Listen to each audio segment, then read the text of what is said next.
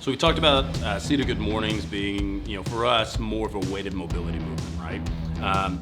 When we look at now moving into a more unstable position where there's a lot more going on mechanically, right? Once you go into a standing position, we've taken the seat away, now they're having to manage force development into the ground instead of the seat in the ground, right?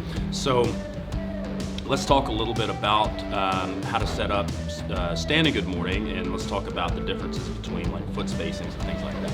All right, so when we're progressing obviously from the bench, we think about what was the position that the client was in when they were seated. Now, when we're going into a standing position, is that the legs are not actually necessarily going to be that much different from what they were when they were seated.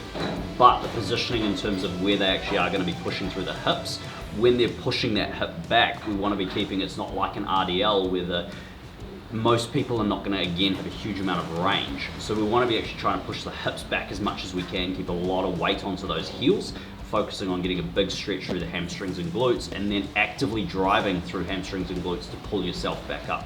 Something I always think about is that you're trying to, if you imagine you had a band, not that we use one, but if you imagine you had a band around your waist pulling you back, you're trying to counter as you come up, so that you're resisting the downward force of the bar, and you're also resisting by pulling against that to try and pull yourself back up. We're trying to keep it in the posterior where it's designed to be.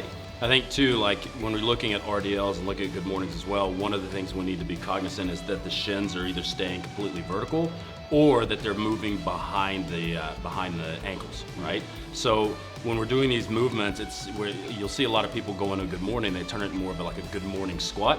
And I think it's important to note that what we're looking for is 10 to 15 degrees in the knees, in knee flexion, and then that should be stable, and the rest of the movement should come from the hips driving back and all at the ankle. And then if your toes are raising up while you're doing a good morning or an RDL, that's probably what you want to do, right? Now, as far as where the barbell goes, I personally think that good morning should be done with a low bar and a wider hand spacing. What do you think?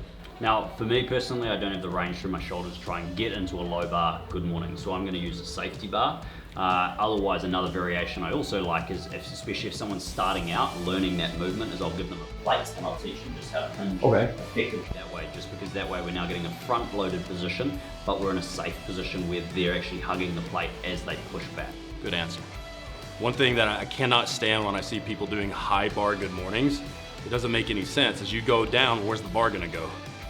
Like roll onto the neck. Bar tends to roll over onto the neck. So if you can't get into a low bar position, I think that's a perfect thing to do, especially with that safety bar.